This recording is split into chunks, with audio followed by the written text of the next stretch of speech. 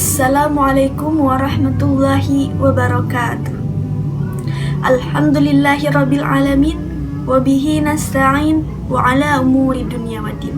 Assalatu wassalamu ala asrafil anbiya'i wal mursalin. Amma ba'd. Pertama-tama, marilah kita panjatkan puja dan puji syukur kehadirat Allah Subhanahu wa Ta'ala, yang dimana telah memberikan nikmat dan karunia-Nya kepada kita semua selaku umatnya. Salawat beserta salam semoga tetap tercurah limpahkan kepada junjungan kita Nabi besar Muhammad Sallallahu Alaihi Wasallam. Hadirin yang dirahmati Allah, pada kesempatan kali ini saya akan menjelaskan sedikit materi kultum mengenai sabar. Dalam kehidupan ini, tentunya kita banyak sekali mengalami peristiwa, baik itu peristiwa mengenakan maupun tidak mengenakan. Dan pastinya kita tidak dapat memilih peristiwa tersebut, karena tentunya peristiwa tersebut akan datang silih berganti. Dan ternyata tidak sedikit pula peristiwa yang tidak mengenakan datang kepada diri kita. Dan dengan itu pula iman kita diuji. Entah kita dapat menjalani peristiwa tersebut dengan sabar, atau bahkan malah kita selalu mengeluhkannya kepada Allah. Ujian tersebut datang terus-menerus kepada kita. Ujian yang satu hilang, datanglah ujian yang lain. Ujian-ujian yang telah Allah berikan tersebut akan menjadi pahala, akan meningkatkan derajat kita di hadapannya apabila kita menghadapinya dengan segala kesabaran yang lebih.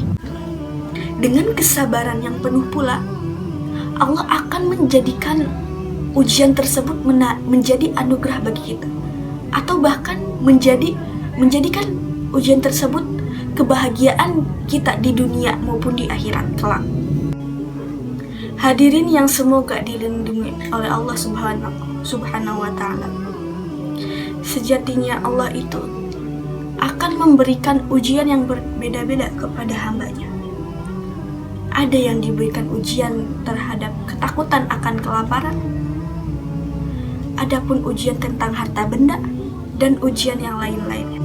Sebagaimana yang terdapat di dalam Al-Quran surat Al-Baqarah ayat 155 yang berbunyi, Bismillahirrahmanirrahim, walanabluwannakum bisyai'im minal khawfi wal ju'i wa naqsim minal anfusi was samarat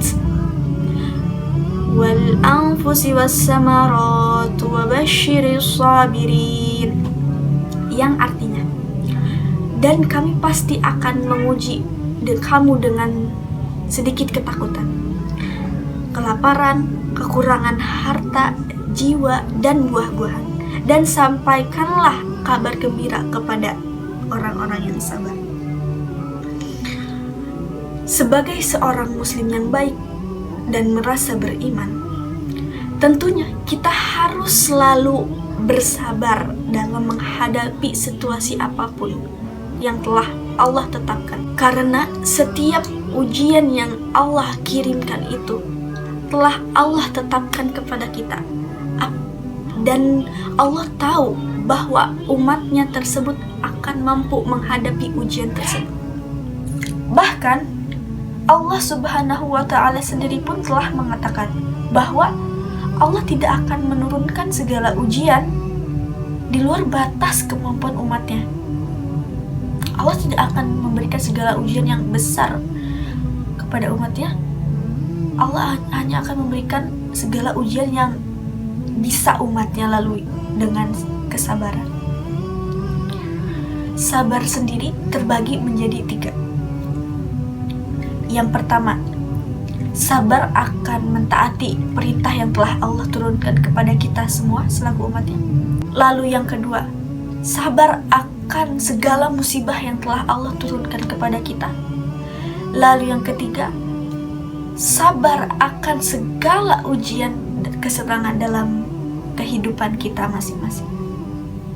Jadi, janganlah kita mengira bahwa sabar itu hanya dihadapi oleh orang susah saja, oleh orang miskin kah, atau orang yang sedang kesusahan kah?